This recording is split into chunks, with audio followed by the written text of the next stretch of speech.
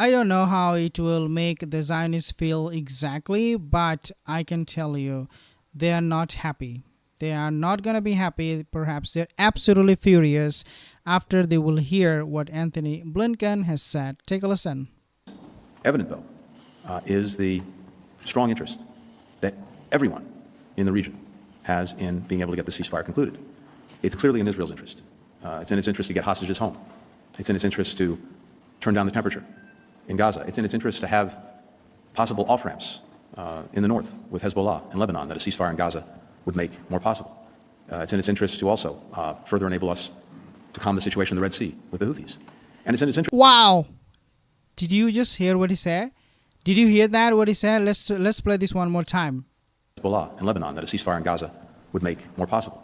It's in its interest to also further enable us to calm the situation in the Red Sea with the Houthis. Calm the situation in Red Sea with the Houthis.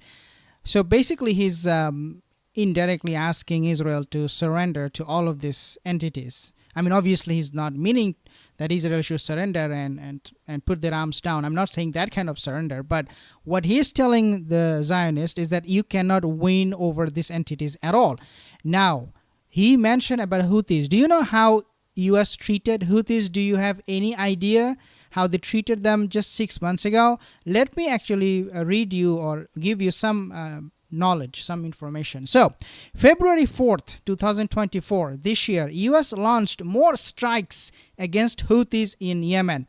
So, what did he say just now? Well, we need to calm things down with Houthis in the Red Sea. It will become more safe and secure if there is a deal, ceasefire deal with them.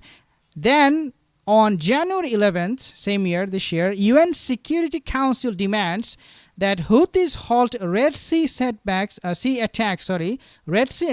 as US and UK warn of strikes.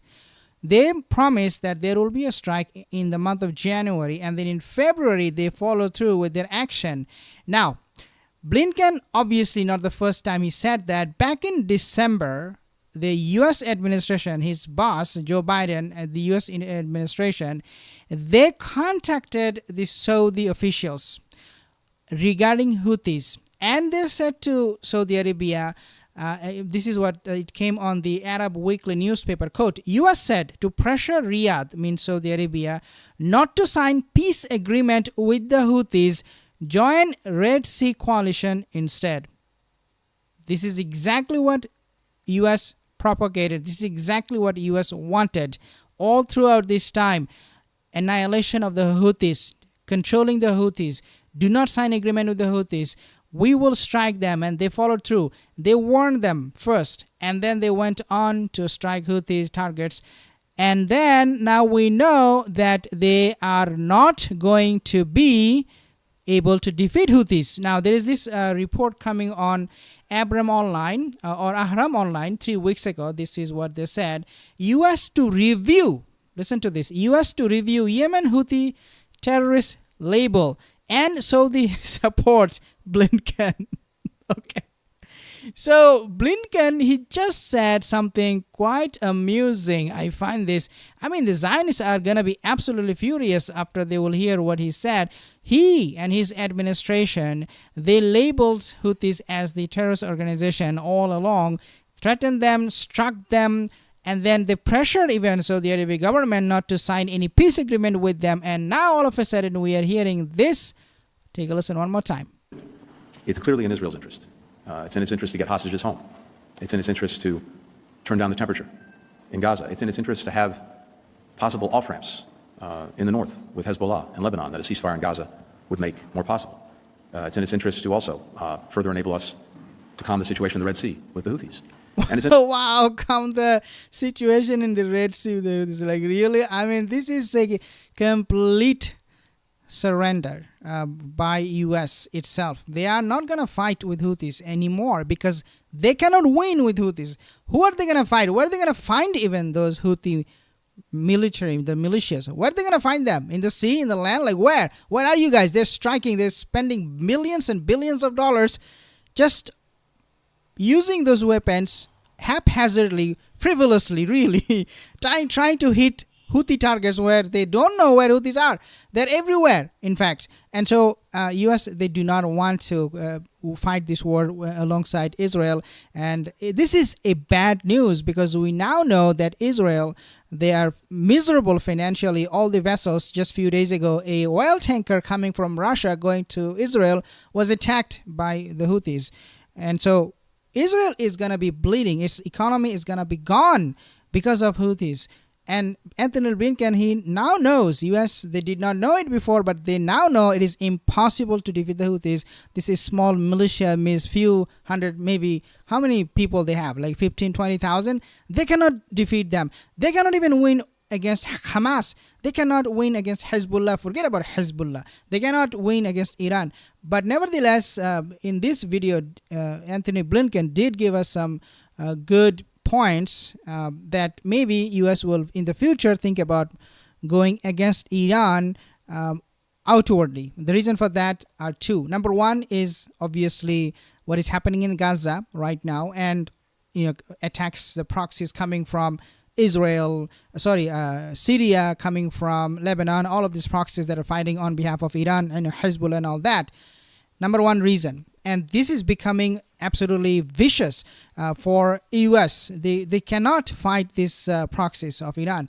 Number two, which is becoming even more painful for U.S., is that Iran is now supplying missiles to Russia, and Russia is using those missiles to target long-range military assets of NATO. So basically, what Russia had in the past is something they needed to improvise. They could not target, for example, a country like Poland or those Scandinavian countries or far north of Ukraine with their own missiles. They could, but they had to use fighter jets. But with Iranian technology, they can just sit at home, and use those drones and those missiles and hit target in Ukraine and elsewhere in Europe. Therefore, U.S. is now making it very, very crucial for their foreign policy that Iran must be stopped.